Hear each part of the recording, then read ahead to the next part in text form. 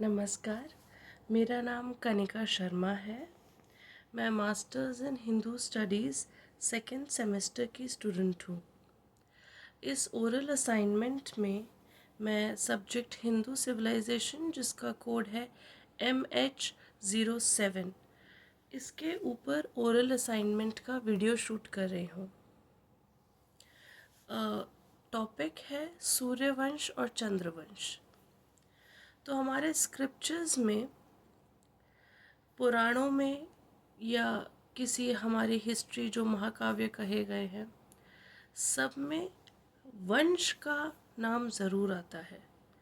पुराणों के बारे में तो कहा जाता है कि पुराणों के जो कैरेक्टरिस्टिक्स हैं, कि 5 कैरेक्टरिस्टिक्स जो एक स्क्रिप्चर को पुराण बनाएगा, उनमें से एक कैरेक्टरिस्टिक है वंशानुचरित्र, वंशावली। महाकाव्य जो हमारे हैं, रामायण और महाभारत। रामायण बताया गया है, उसमें जो प्रभु श्री राम के बारे में वो कहा गया है, सूर्यवंशियों के ऊपर है। जो हमारा महाभारत है, कुरु डायनेस्टी, कौरव, धृतराष्ट्र, ये किस वंश से हैं? चंद्रवंश से हैं। तो ये समझना बहुत ज़रूरी है कि सूर्यवंश और चंद्रवंश आखिर है क्या। हमारे हिंदू स्क्रिप्चर्स के अनुसार सूर्यवंश और चंद्रवंश, और उसके साथ एक कुछ वेदों में, अथर्ववेद में, ऋग्वेद में मेंशन्ड है अग्नि वंश का भी, पर popularly majorly it is Suryavansh and Chandravansh. वंश क्या है? ये है डायनेस्टीज कह सकते हैं, किंग बाय किंग, उनके sons, and then the whole family dynasty, blood line कह सकते हैं, the blood line. Blood line सूर्यवंशियों की स्टार्ट हुई, उसमें अलग अलग क्लैंस जिसे कह सकते हैं, अलग अलग फैमिली ट्रीज जैसे बन जाते हैं। तो इन 3 मेजर वंशों से 36 अलग अलग क्लैंस बने।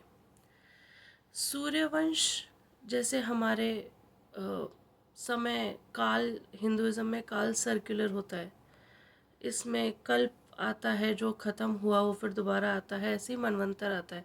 तो 2 मनुओं के बीच के समय को मनवंतर कहा जाता है। तो अभी जिन मनु का समय चल रहा है वो है वैवत्स्य मनु का। वैवत्स्य मनु से कहा जाता है सूर्यवंश स्टार्ट हुआ था। वाई? बिकॉज वो कहा जाता है सूर्य के पुत्र थे। वैवत्स्य सूर्य, वो सूर्य पुत्र थे। वैवत्स्य मनु से जो ब्लड लाइन, जो डायनेस्टी स्टार्ट हुई, वो सूर्यवंशी थे। सूर्यवंशों की हमारे हिस्ट्री में बहुत बड़ी इम्पोर्टेंस है। काफ़ी सारे महाकाव्य के प्रभु श्री राम सूर्यवंशी थे, उनके ऊपर। उसके अलावा भी बहुत सारे इम्पोर्टेंट किंग्स और बहुत सारे किंगडम्स सूर्यवंश के अंडर ही आए। जिस तरीके से राजा दशरथ, राजा अजा, राजा दिलीप, राजा भगीरथ, राजा जो भी सूर्यवंशी राजा थे, राजा हरिश्चंद्र, ये सब ही सूर्यवंशी कहलाए गए। मेडिवल हिस्ट्री में अगर देखा जाए तो पृथ्वीराज चौहान भी सूर्यवंशी ही थे, सेम ब्लड लाइन के। तो जिस तरीके से वैवत्स्य मनु के पुत्र थे इक्ष्वाकु, राजा इक्ष्वाकु से फिर ये सूर्यवंश स्टार्ट हुआ। इक्ष्वाकु की एक सिस्टर थी इला, जिनके हस्बैंड हुए चंद्र, द मून। उन चंद्रवंशियों से एक अलग चंद्रवंश स्टार्ट हुआ। चंद्रवंशियों में ही एक अलग क्लैन में उसको यदु डायनेस्टी उसमें से डिवाइड हो गई। सो चंद्रवंशियों में राजा दुष्यंत, राजा भरत, जिनके नाम पे हमारी भरतखंड पड़ा, राजा धृतराष्ट्र, फिर उनके बाद उनके पुत्र विचित्रवीर, चित्रांगद, और ये सारे पांडव, कौरव, ये सब दुर्योधन, ये सब चंद्रवंशी कहलाए गए।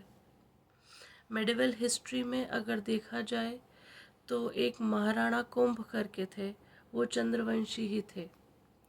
तो इन डायनेस्टीज़ की हमारे स्क्रिप्चर्स में, हमारी हिस्ट्री में बहुत इम्पोर्टेंस है, क्योंकि इन्हीं डायनेस्टीज़ से आगे हमारे किंग्स निकले, जिनके ऊपर अलग अलग हर डायनेस्टी के बारे में पुराणों में, उनके वंश के बारे में, उनके वंश के चरित्र के बारे में बहुत ही बेहतरीन तरीके से उल्लेख किया गया है।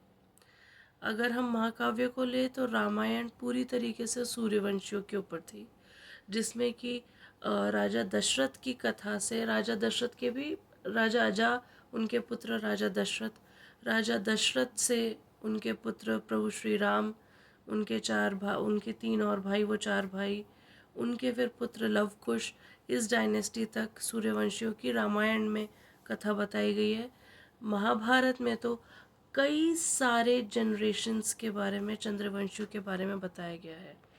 सो सूर्यवंशी और चंद्रवंशी हमेशा से ही बहुत ज़्यादा इम्पोर्टेंट रहे हैं हमारे स्क्रिप्चर्स के लिए, और बहुत ही अच्छे से डिस्क्राइब्ड है उन सभी की ब्लड लाइन। तो ये था आज का मेरा टॉपिक, सूर्यवंशी और चंद्रवंशी। नमस्कार।